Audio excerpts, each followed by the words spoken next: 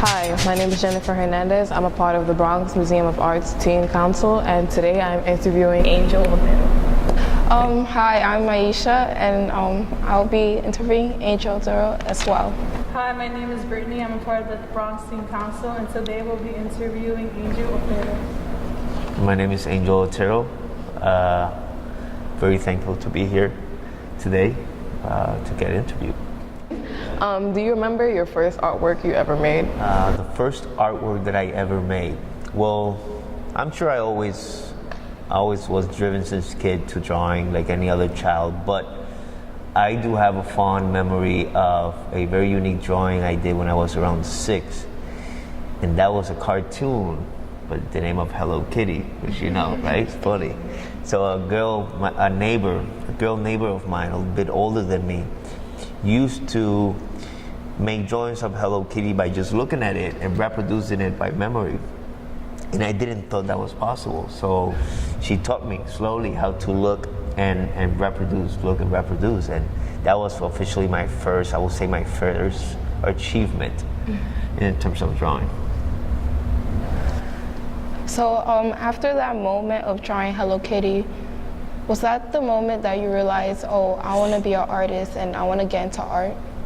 Well, not yet. I got quite obsessed with the idea of making drawings, and obviously they became challenges. So after I knew how to draw pretty well Hello Kitty, I obviously moved myself to other more difficult or complex drawings. I started making superheroes, and then my family, landscapes, and things like that. And I knew by then that I really enjoyed doing it. But I think it wasn't until I was around 12 when I said that I would like this to be what I do every day, you know. Could you talk about the process behind this painting that's behind us? So the process of my work in general is a very distinctive process. It consists in this particular work of me painting references over a surface of plexiglass, right? So I will paint, let's say, your portrait on this surface of glass or plexiglass using oil paints. And obviously, as most of you may know, oil paint tends to dry really slow. And so I will wait for your portrait to dry, and a week later I will make a portrait of her on top of yours. And I will wait that to dry. I will then paint a landscape on top of her portrait. So I will start building up all these references on top of each other. And later on, what I do is I start a process of, in the floor, scraping all that amount of paint off the glass in one piece.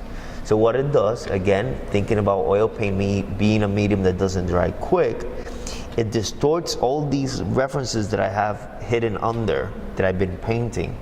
And what it reveals is a distortion / abstract version of all these references together. So it creates a whole language of my own, and it all has to do with memory.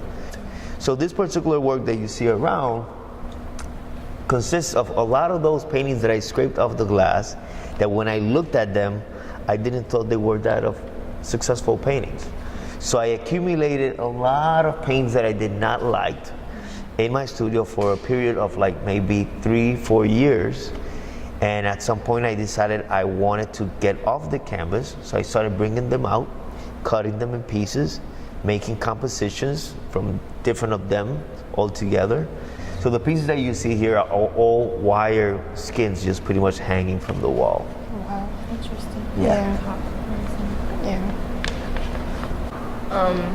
This is my favorite art piece that you made out of the whole collection, because I like that little big black blob right there, whatever that is.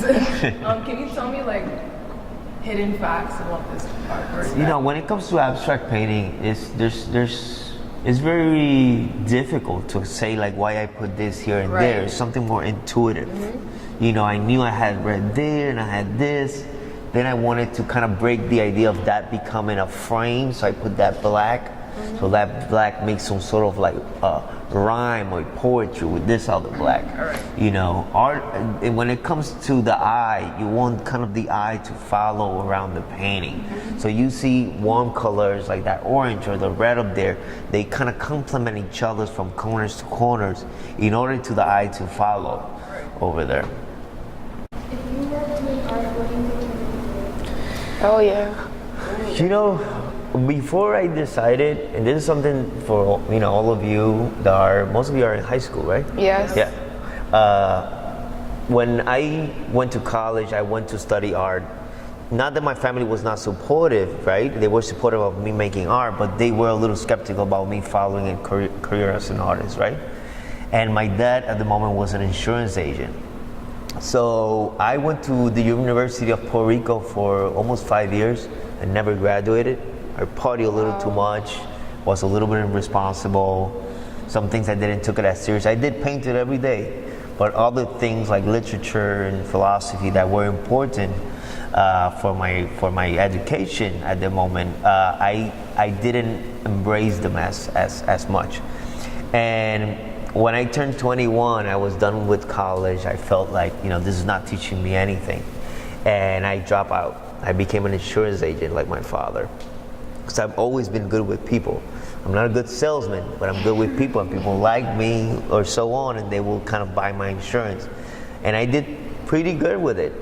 I sold insurance for almost 3 years. I did some good money. I got moved to my own house. I got some nice car.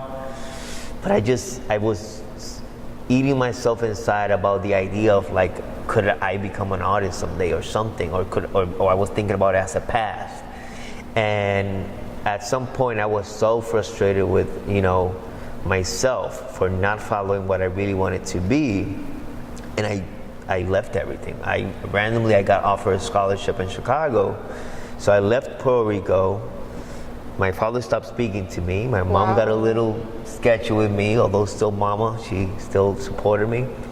And then I moved to Chicago. First time I was in the States, snow, cold, but I started studying art. And it was a crazy moment for me. This is pre-Facebook, pre-MySpace, and all this stuff. So I was kind of by myself in a really cold city, trying to meet some friends, but follow this idea of becoming an artist. So sometimes I think like if I had never taken that courageous decision of leaving something that was pretty stable in order to follow this adventure, I don't know if I would have been selling insurance, or who knows what I would be doing in Puerto Rico. But yeah. Well, thank you so much. Sure, you're welcome.